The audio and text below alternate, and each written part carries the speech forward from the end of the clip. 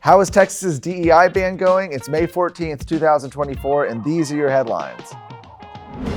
Though the legislature isn't in session, the Texas Senate has already gotten to work, holding a hearing today to study the current climate on college campuses, a big topic that we've talked a lot about. And the hearing, which was chaired by Senator Brandon Creighton, focused largely on the rise of anti-Semitic protests on college campuses, as well as the implementation of a new state law banning diversity, equity, and inclusion departments inside of Texas's public universities. Anti-Israel protests have captured college campuses nationwide. Texas has been no exception, with hundreds of students marching and gathering at the University of Texas in Austin in support of a free Palestine earlier this month.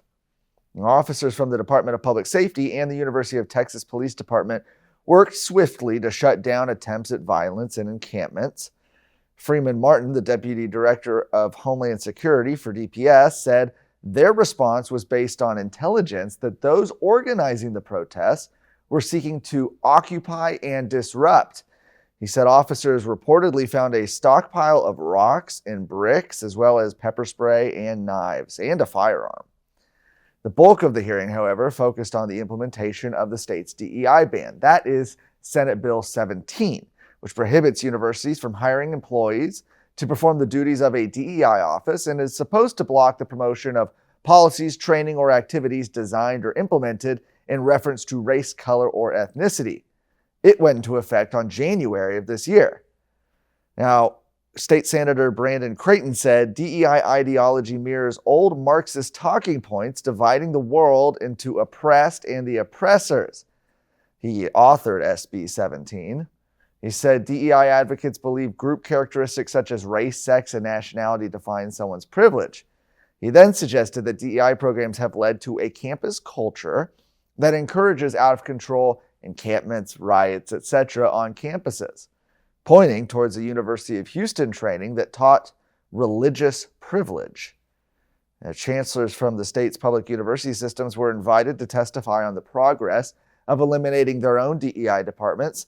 J.B. Milliken, the chancellor of the University of Texas, told senators he estimated that over $25 million was being saved or reallocated after closing 21 DEI offices, eliminating 311 full and part-time positions that perform DEI duties, and canceling 681 DEI contracts, programs, and trainings.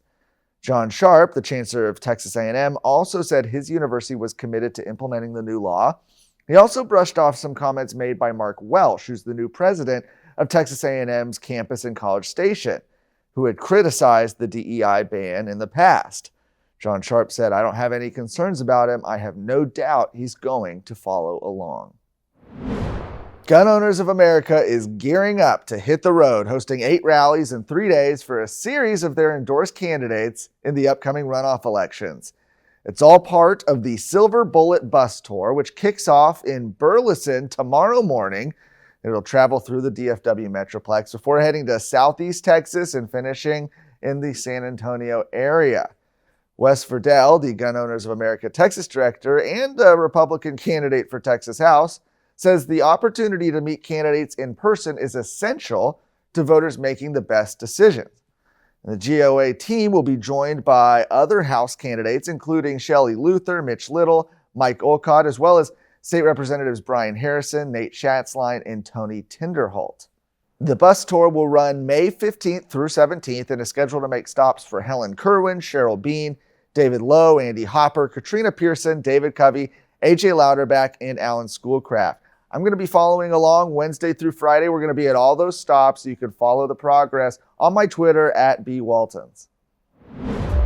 America is at a crossroads. Now, more than ever, Texas must step up and lead the country. We don't have time to mess around. The only way to save America is with a strong Texas. You and I know this, but so do the enemies of life and liberty. Therefore, you and I have no choice but to stand up and fight. I'm Sarah Gonzalez, and to the enemies of liberty, I say, come and take it.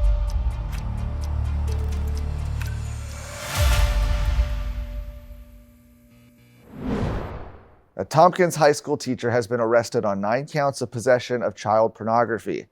James Paul Stone was booked into the Fort Bend County Jail on Monday.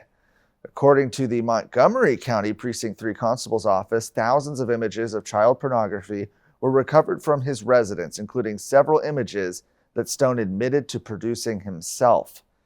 A statement from the constable's office says these images do include images he admitted to taking while on school grounds, at beaches, and local swimming pools around the Katy area.